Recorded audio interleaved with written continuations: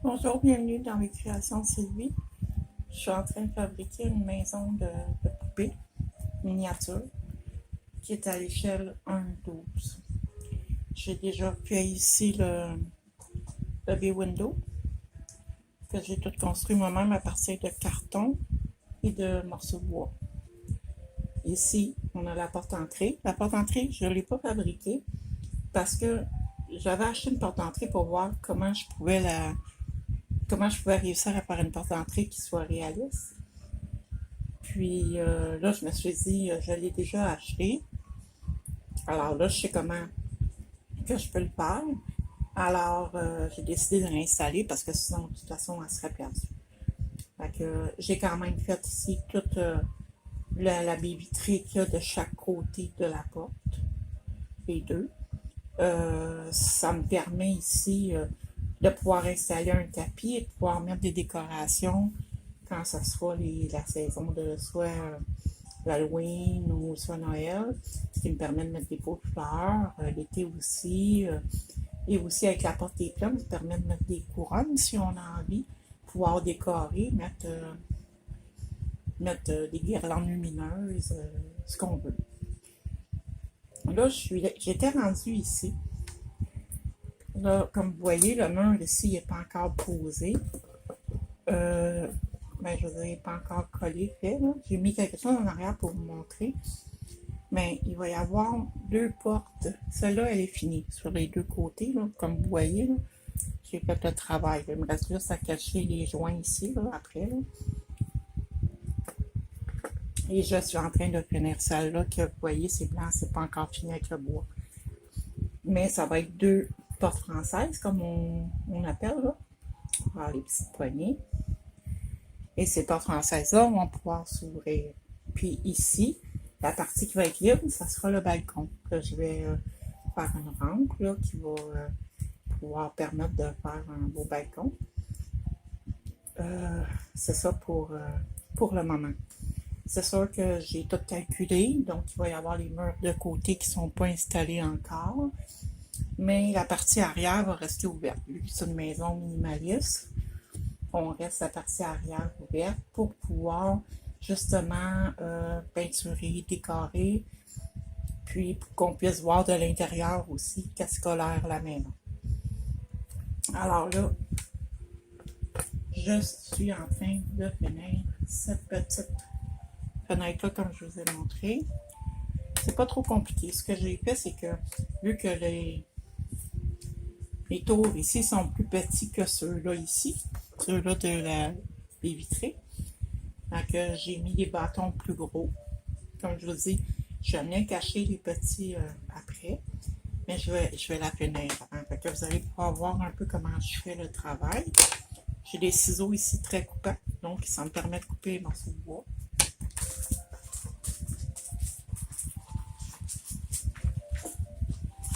Je cherche mes morceaux de bois, ça sera pas long. Ils sont ici. Alors, je prends tout simplement des petits bâtonnets de popsicle qu'on vend dans tous les magasins, même au Dollarama. Alors, j'en prends un. J'écoute une petite partie qui est la partie ronde pour pouvoir qu'elle devienne droite. J'ai un petit morceau de papier sablé que je viens sabler mon bois pour pas qu'il y ait de petits morceaux que ça soit quand même droit. Vu que celui-là est assez long, ben, je peux couper l'autre extrémité parce que je vais avoir besoin de tout du bâton. Alors, bon, je fais la même chose, je sable un peu. Et j'ai un fusil à colle qui est chaud.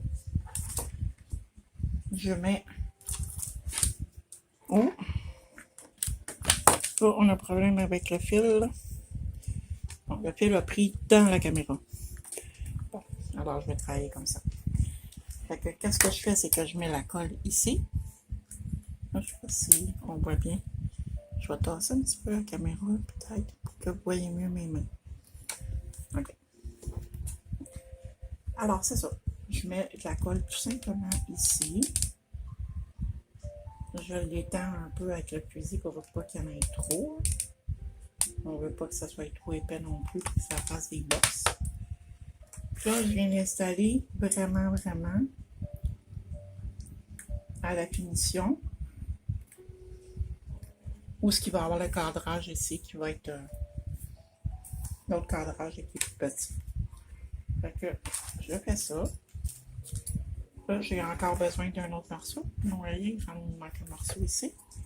Fait que je vais couper encore l'extrémité pour faire un bout carré. Je sabre. Et là, je viens mesurer avec un crayon à mine. Avec un crayon à mine, je vais voir vraiment où je dois couper l'autre bâton. Ça finisse ici, là, pour que cette partie-là, je puisse venir poser un bâton dans le long. Alors, je me fais une petite ligne au crayon mine et je vais aller couper.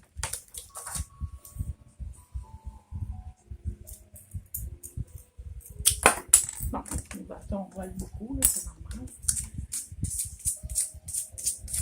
Alors, on sable. Comme je vous ai dit, on sable comme il faut.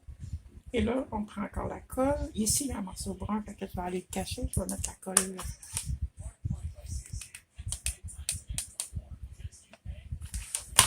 Alors,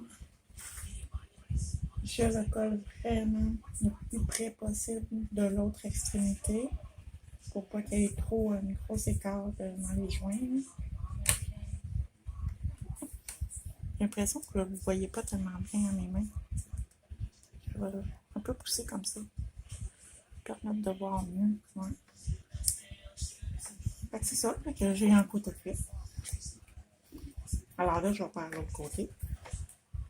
T'sais, on s'assure aussi que ce soit le plus droit possible ici pour pouvoir faire une belle finition.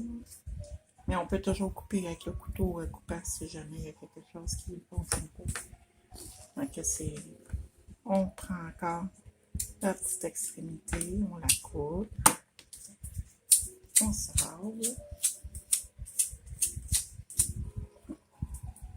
Il semble droit. Alors vu que c'est pour un grand morceau, je coupe encore l'autre extrémité qui est ronde. Cette petite partie ronde qu'on ne veut pas, là, qu'on veut que ça soit droit. Puis là, je vais venir recoller comme j'ai collé l'autre. Alors, on prend le fusil à colle. On met un peu de colle, mais comme je vous ai dit, pas trop non plus parce qu'on ne veut pas que ça fasse une énorme bosse. Fait qu'on l'étend comme ça. Puis on vient le poser. On le met le plus droit possible pour que vraiment on puisse mettre l'autre bâton. Et ici, je me rends compte que ma vitre n'a pas été bien, mon plastique de ma vitre n'a pas été bien coupé. Je vais essayer de les couper ou peut-être couper avec le couteau. C'est plus facile des fois avec le couteau. Des fois, on réussit. Alors, je sais pas. Je pense que je peux essayer de m'en couper. Avec une petite partie.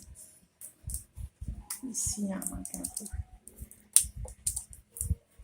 On va un petit ajout comme ça ici. Ok. Alors, il me reste encore un bout à faire ici sur la partie verticale. Alors, je vais chercher dans mes bouts de bois que j'ai récupérés. S'il n'y en a pas un qui fait, oui, ça va faire. Fait que je vais prendre mon crayon mine. Je vais venir faire une ligne. Et je vais couper avec le ciseau. Ce ciseau-là, c'est un ciseau coupant avec un ressort. Ça ressemble à une pince. J'avais trouvé ça dans un magasin comme Dollarama, Dollarmax. Peu importe, ces genres de magasins-là, après 10$, n'importe quoi. Là. Fait que ça va vraiment bien pour couper ces petits morceaux de bois. Fait qu'on sort encore. On colle.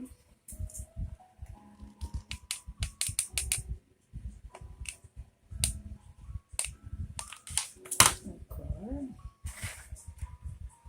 On met le plus proche proche possible pour que ça soit bien, que ça soit bien droit. Alors là, j'ai comme fini. Il reste mes deux extrémités là, horizontales là, ici. Alors, je n'ai pas assez long dans mes retailles, donc je vais couper un autre morceau.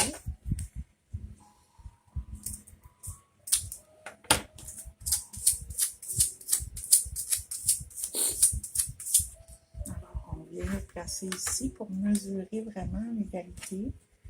Alors, on trace une ligne ici, à la fin de, comme vous voyez là, j'ai tracé ici, comme ça. Je viens couper à la ligne. Des fois, ça peut fendre un peu, mais vu qu'on va le coller, ça ne va pas paraître. Parce que pas tout le temps, mais des fois, ça fend un petit peu le bois dans l'autre sens, mais très peu. Alors, je le colle. Je colle. Et là, on vient de passer dans la partie verticale que j'avais dit. On s'assure que ça soit bien droit. Quand il y a de la colle en trop, mais c'est pas trop chaud, on peut l'essuyer. Ou sinon, moi, je me prends une serviette humide. Puis des fois, quand il y a vraiment trop une grosse partie, je l'essuie avant qu'elle durcisse. Mais là, il n'y en a pas beaucoup, fait qu'on n'a pas besoin d'avoir une serviette humide. La colle est très chaude, c'est sûr. On coupe le petit bout ici encore pour venir faire l'autre partie dans le bas, là, qui n'est pas faite encore. Alors, je viens la poser ici encore, très très droite. Et je me fais une ligne avec le crayon à main que je vais pouvoir couper après. On va aller. Je vais pouvoir couper ça.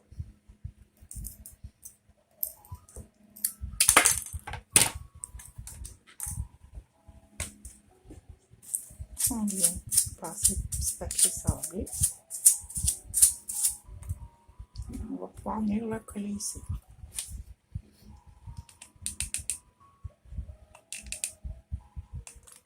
Après ça, je vais avoir terminé, je crois, les deux portes. Les cadrages des deux portes, je vais les avoir terminés. Ce qui veut dire que je vais pouvoir bientôt les installer dans le mur. Là, ce que je vais essayer de faire, c'est prendre... Je vais prendre un petit... je me ramasse des petits contenants comme ça, tu sais, les pots de beurre d'arachide, tout ça. Je les lave, puis j'ai pas besoin de prendre un... Tu sais, ça me fait un pot pour la peinture, la garnie, toutes ces choses-là. Fait que je vais prendre ça. Je vais prendre quelque chose pour boucher les trous. Celui-là, il est un peu sec. Parce que quand c'est longtemps, on a des petites pièces à coller, ça en prendra beaucoup, puis ça finit par sécher. Fait que moi, ce que je vais faire, c'est que je vais m'en prendre un morceau. Essayer d'en prendre un. Puis je vais y mettre tout simplement un petit peu d'eau, pour que ce soit plus facile à étendre. J'ai une bouteille d'eau aussi. Juste faire un petit jet avec la bouteille d'eau. Alors, là, c'est un petit peu plus agréable. Parce que vu qu'elle a séché, je vais fonctionner de cette façon-là. Je vais faire comme une petite pâte.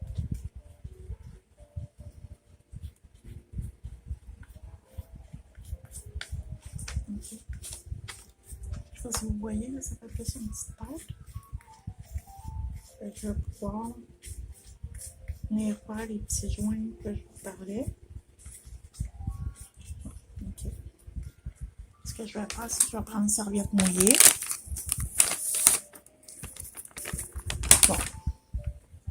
Je vais prendre les portes sur les côtés, comme je vous ai dit, les petites coches qu'il y a ici. Là. Je ne sais pas si vous les voyez bien, là, les petites coches ici.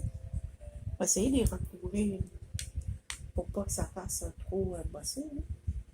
Comme on dit, c'est un travail de joint, comme quand on fait à la maison, là, quand on veut boucher les trous pour peinturer. C'est un peu la même chose. La même chose, mais c'est une petite fenêtre miniature. Alors, celui-là, j'ai réussi pas mal à l'avoir bouché. J'essaie de passer mes doigts beaucoup pour que ça rentre dedans, puis que ça paraisse pas trop, là, que j'ai quand même un joint. Là. Alors, j'ai essuyé sur la partie où le joint n'a pas été fait. Alors, moi, je trouve que c'est moins visible. Alors, j'en ai un autre ici, sur le côté ici. Ah, lui aussi, je vais faire la même chose. Je vais venir mettre du poté, comme on dit. Puis, je vais essayer d'arranger ça pour qu'il soit le plus pas possible.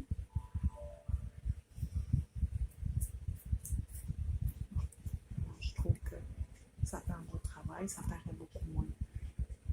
Quand il va être séché, on pourra le poncer un peu, puis si on a besoin d'en mettre d'autres, on en mettra d'autres. Alors, je fais ici sur l'autre côté de la fenêtre parce qu'il y a les deux côtés qui vont sur le bout. Je viens encore mettre le poté.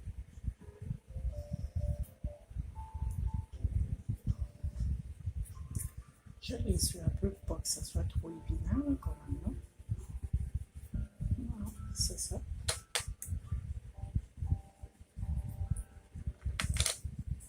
Je fais l'autre côté qui est pareil.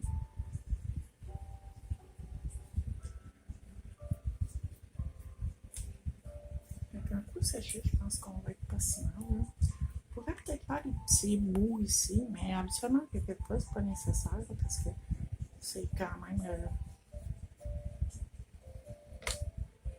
pas tout boucher non plus parce qu'on finirait plus, il y a tellement de petits trous partout. On essaie de faire ça le plus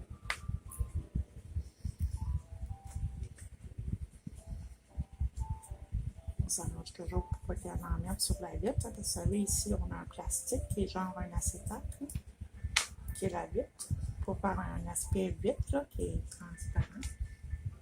Ça a l'air réaliste. Parce que le but de la maison poupée, c'est toujours qu'elle ait l'air réaliste. Alors, j'ai fait tous ces côtés ici. Je vais faire en arrière, parce que je pense pas qu'ils sont tous faits. Je vais venir en mettre ici aussi un petit peu. On fait la même chose, on essuie bien pour que ça paraisse. Celui-là est un petit peu plus creux, peut-être on va en mettre un petit peu plus. C'est pour ça que je disais qu'il faut faire attention pour ne pas faire des bosses avec la colle, là, parce que sinon des fois c'est dur à cacher. Ok, on fait celui-là aussi. Et on vient finir avec celui-là. Pour cette porte-là, ça va être tout. Je vais les avoir tout près. Alors, je vais l'installer un peu ici sur le Kleenex pour qu'elle sèche. Je vais faire celle-là maintenant, parce que celle-là, on ne l'a pas fait. Les deux côtés sont faits en bois. On vient poser un petit morceau de poté, comme je vous l'ai expliqué tantôt. Puis on s'arrange pour que ça soit trop voyant. On peut venir le poncer après pour que ça paraisse moins.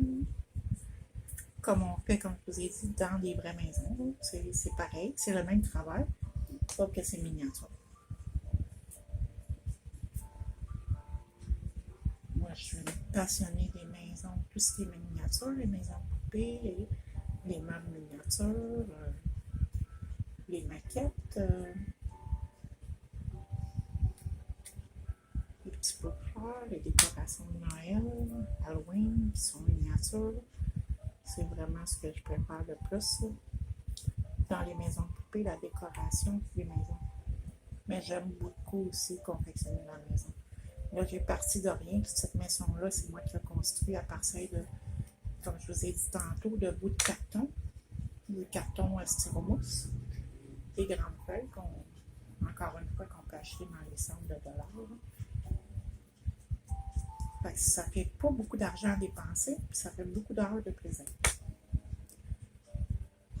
Puis ça fait passer le temps. Moi, mon chat vient de décéder. Je trouve ça dur. Fait que, en faisant ces petites choses-là, ça me permet d'oublier. Puis ça met du soleil dans ma vie. Puis je pense que tout le monde a besoin de ça dans la vie pour être heureux. Il faut se trouver des petites passions comme ça. Bon, Alors, je crois que je les ai toutes faites. Je crois que je les ai toutes faites. Ici, il y a un petit morceau de colle. Ça arrive des fois, vous avez des petits filaments de colle. Il suffit de tirer dessus. Bon, alors après ça, je vais pouvoir poncer quand ça va être droit. Là, je vais m'arrêter la vidéo pour une petite pause de pipi. Et je vous reviens tantôt.